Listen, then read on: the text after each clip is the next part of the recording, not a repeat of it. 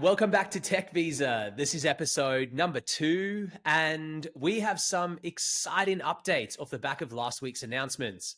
If you haven't already, be sure to subscribe to this channel as we'll be bringing you the latest in Australian immigration news. We have a very special guest in the house. Not only is she the co-founder and one of the directors here at Tech Visa, but she is the only third-generation migration agent here in Australia. Tash, welcome. Thanks, Zach. I'm excited to be here on the spotlight. Yes. All right, Tash. So as you know, we had some exciting announcements last week. We have since received a little bit more clarification on a couple of points. One thing I really want to delve into a little bit more is the temporary skilled migration income threshold. From the 1st of July, this is going to be raised to $70,000 from $53,900, which is really, really exciting. And just from a sort of pulled back perspective, this looks pretty straightforward. But since this announcement's been made, we've delved a little bit deeper. And from a day-to-day operational perspective, there are some more intricacies around this. So I want to quickly read you something from the department's website and then get your thoughts and a little bit more insight into this update. This change will not affect existing visa holders and approved nominations lodged before the 1st of July 2023. Now, the first thing that came to mind here is, firstly, how do we interpret this? But also, what about the nominations that are lodged before the 1st of July, so not approved, and still pending post the 1st of July?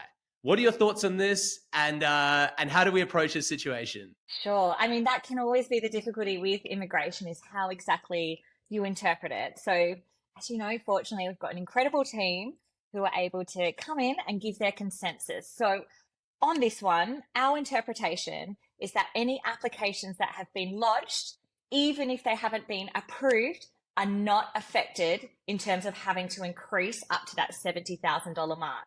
Go with a clear example. So you've lodged an application under a 482, coming in as a software engineer, and you put yourself in at 60,000 plus super, but it hasn't been approved yet. And then the 1st of July comes around. Do you have to then lodge an amendment to that application and increase to 70? No, that is our interpretation. It's a straight no. You can just continue on as you were. However, if you're an applicant putting it in after the 1st of July, absolutely, you're going to have to meet that new income threshold, which is now up to 70,000 plus super.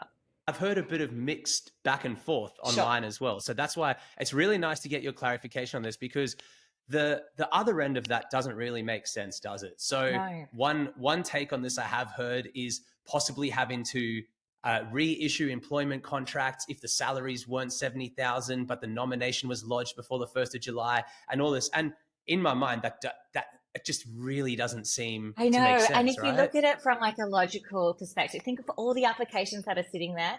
Are they then expected to go back, get new employment contracts issued, attach new sort of MSR evidence, new advertising evidence in to show that they can make that new threshold? No, it just doesn't make sense. All right, Tash. So moving on, one of the major announcements that probably got me the most excited out of anything was essentially a consolidation of the skilled occupation lists, which means that irrelevant of if your occupation's on the short-term list or the medium to long-term list, you're soon going to have pathways to permanent residency through the 186 temporary resident transition stream.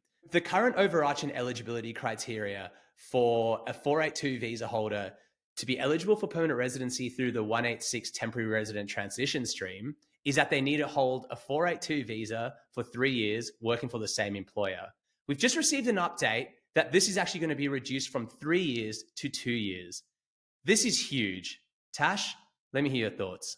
This is absolutely groundbreaking. I mean, we are so excited. If migration agents do get very excited, this is the moment. So to give you a nice little synopsis, if you're holding a 482 visa, no matter your occupation, you can apply for permanent residency after 2 years of employment with your sponsoring employer.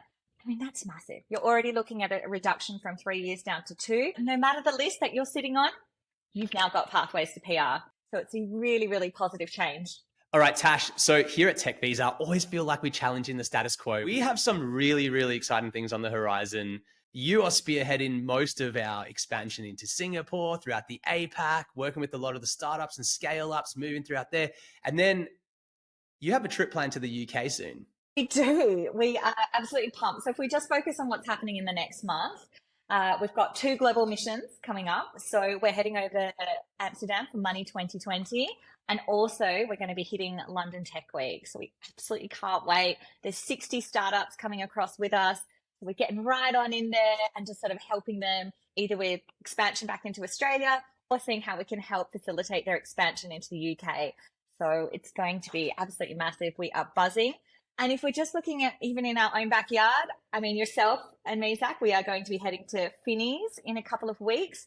So they are the FinTech Awards across Australia. Absolutely cannot wait. So watch this space. Lots going on.